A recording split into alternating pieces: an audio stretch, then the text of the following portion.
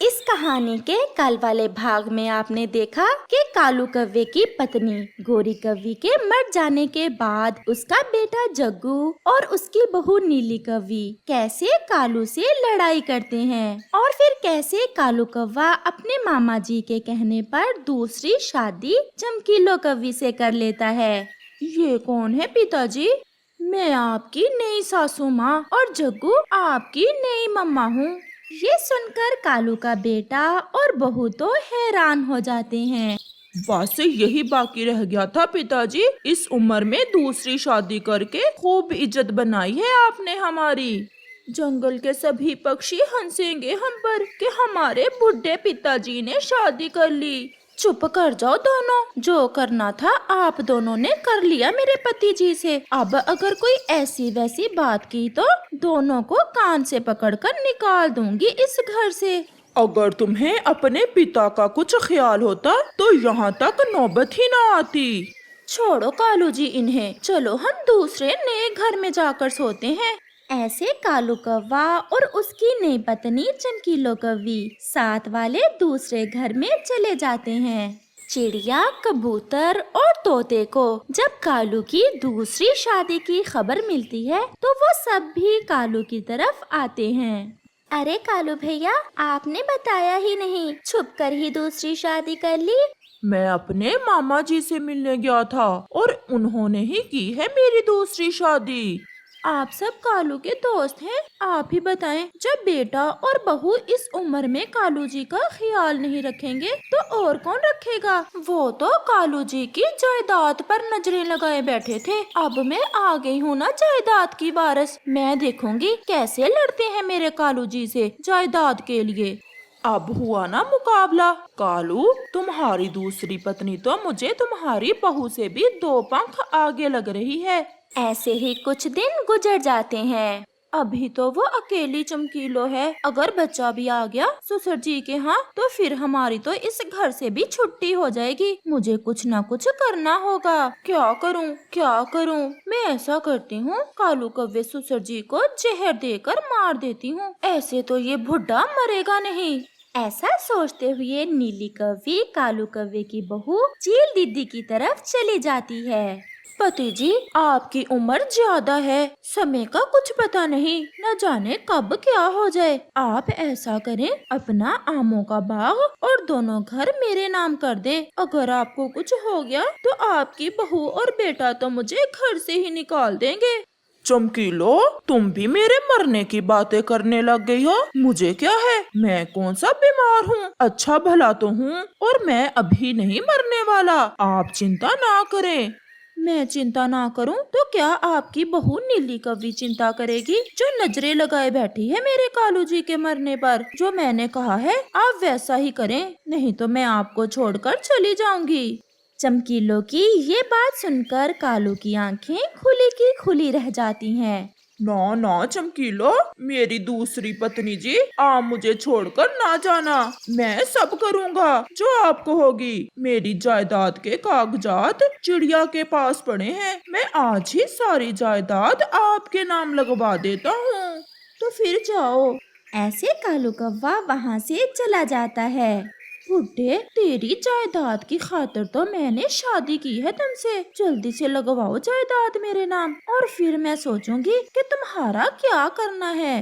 कालू भैया, ऐसा कभी ना करना, मुझे तो वो तुम्हारी पत्नी भी बहुत तेज लग रही थी। अगर आप जायदाद उसके नाम लगवा दोगे तो वो तो आपको छोड़कर चली जाएगी। अगर ना लगवाऊं तो भी तो चली जाएगी। आप मेरा विश्वास करें, जब तक ये जायदाद आपके नाम है वो कभी आपको छोड़कर नहीं जाएगी।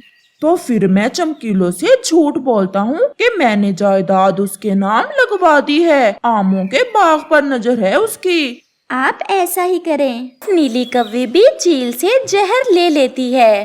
ध्यान रखना, ये जहर बहुत ज्यादा तेज है, दुश्मन को केवल थोड़ी सी ही देना, दूसरी सांस नहीं लेगा दुश्मन।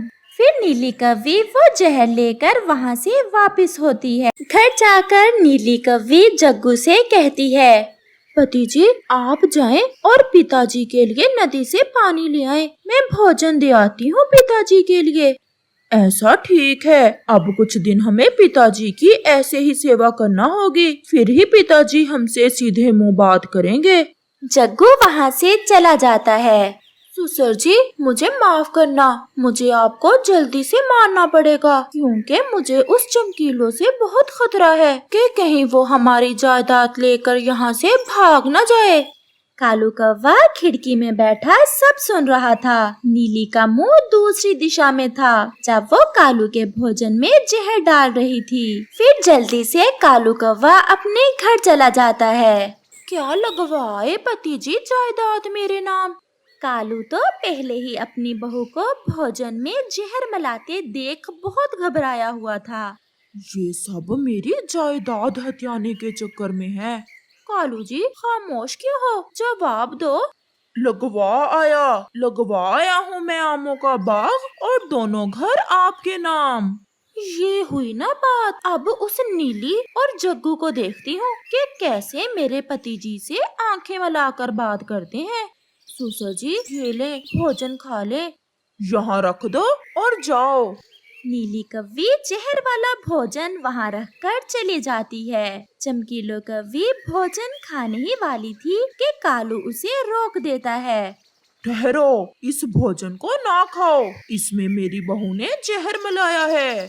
क्या कालू जी, ये आप क्या कह रहे हैं? मैंने अपनी आँखों से देखा है ताकि मुझे मारकर अपने रास्ते से हटा सके। कालू जी देखा, वो तो अच्छा किया आपने जो जायदाद मेरे नाम लगवा दी। अगर आप मर भी गए तो मैं सब संभाल लूंगी। परंतु कालू कौवा अपना मुंह दूसरी दिशा में करके भूखा ही सो जाता है। दूसरे रोज नीली कव्वी अपने ससुर जी को अपनी पत्नी के साथ घर के सामने बैठे देख बहुत हैरान होती है।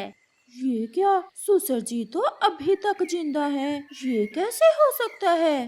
वह तुरंत चील दीदी की तरफ जाती है कि उसकी तो जहर ही 2 नंबर है। वो ये नहीं जानती थी कि कालू ने तो जहर वाला वो भोजन खाया ही नहीं था। मुझे अपने दोस्तों से मिलने जाना है, मैं शाम को देर से घर आऊँगा। ऐसे जायदाद के कागजात किसी के पास नहीं रखते। शाम को घर लौटते समय चिड़िया से मेरी जायदाद के कागजात भी लेते आना।